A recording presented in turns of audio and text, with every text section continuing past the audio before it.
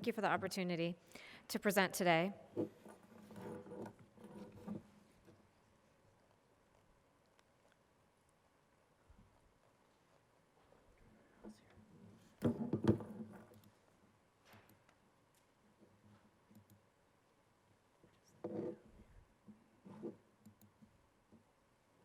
I have no disclosures.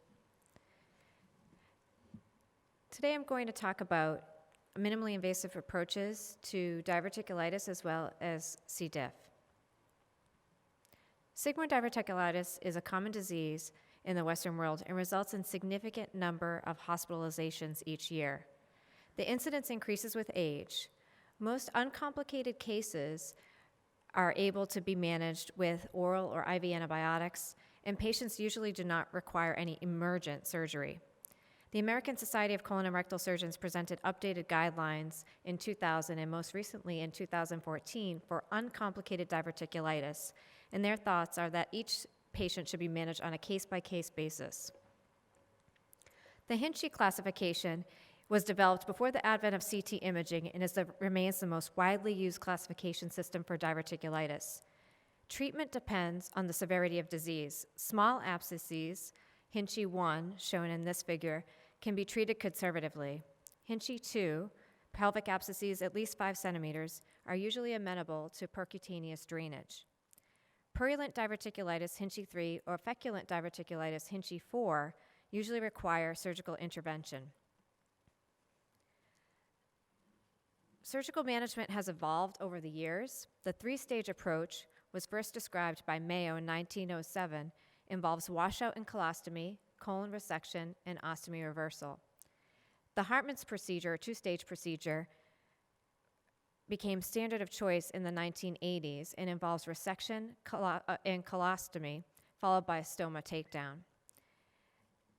A systematic review looking at Hartmann's procedures shows that the morbidity and mortality for a Hartmann's procedure is quite high, with infection rates up to 24% and mortality of almost 20%. Nearly 1/3 of patients actually never have their stoma taken down as well. Most recently, primary anastomosis, both open and laparoscopic, has been employed, and laparoscopic lavage is a new technique used for the treatment of Hinchey 3 diverticulitis, which I will review today. So what do we know about laparoscopic colon resections? It was first described in the 1990s, and the COST trial showed that laparoscopic surgery for colon resections in patients that have colon cancer is not inferior, and there's no difference between disease-free and overall survival in patients when compared laparoscopic versus open. The SIGMA trial was the first prospective randomized trial looking at laparoscopic versus open patients with sigmoid diverticulitis. The benefits of laparoscopy showed a 15% reduction in complication rate and less pain, decreased length of stay, better quality of life. The long-term results were not any different, and the costs were certainly similar. So for elective patients needing surgical resection, this study certainly did show that laparoscopic surgery has a benefit. Now, what about complicated cases? And that includes free perforation, abscess, fistula, obstruction, or stricture. The practice guidelines do say that elective resection certainly is going to be required, if not emergently, electively. Laparoscopy has been shown to be effective for complicated diverticulitis as well. It is safe and effective. There's no higher incidence of early or late complications. There's no increase in duration of the surgery or conversion rates in a surgeon that has this shouldn't be your first case laparoscopically, I would say. Colovesical or colovaginal fistulas as well have no difference in terms of length of stay and postoperative complications for diverticulitis. In the emergent situation, typically a patient will undergo a Hartmann's procedure, but there is a new alternative laparoscopically, laparoscopic lavage, which can be used for patients with Hinchey 3, and it avoids a Hartmann's procedure and can be a bridge to elective sigmoid resection and possibly definitive management, although the long-term results are lacking so far. The laparoscopic lavage was actually first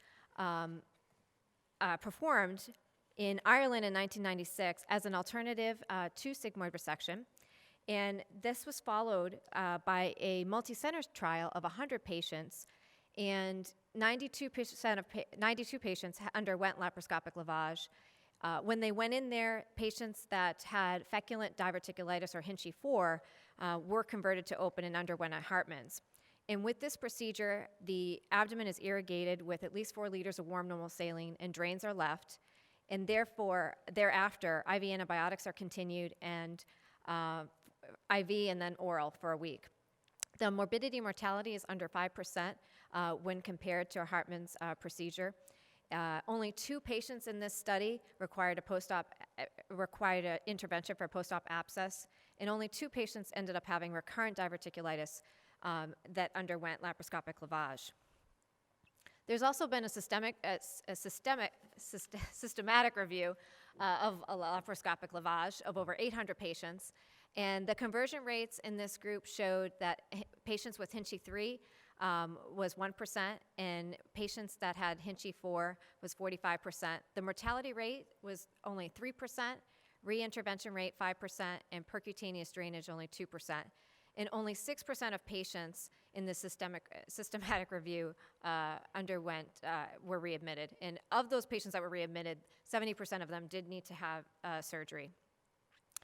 There are about 4 randomized trials out there right now that are ongoing, and the Delilah randomized trial is the first trial to come out with some data, and it looked at patients between February of 2010 to February of 2014. Laparoscopic was compared to open Hartman's, and they only looked at Hinchey 3 patients.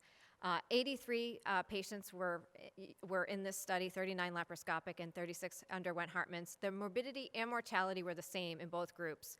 But the laparoscopic lavage patients certainly had a shorter OR time, shorter length of stay. The long-term results are still pending with these randomized trials, but things do look promising. For patients that do end up needing to have a procedure after the fact, that if they're readmitted, certainly they have less adhesions if they've undergone a laparoscopic lavage versus those patients that have undergone a Hartman's. So laparoscopic lavage is certainly safe and effective. There are decreased complications. The postoperative pain is certainly much less because the incisions are certainly much smaller.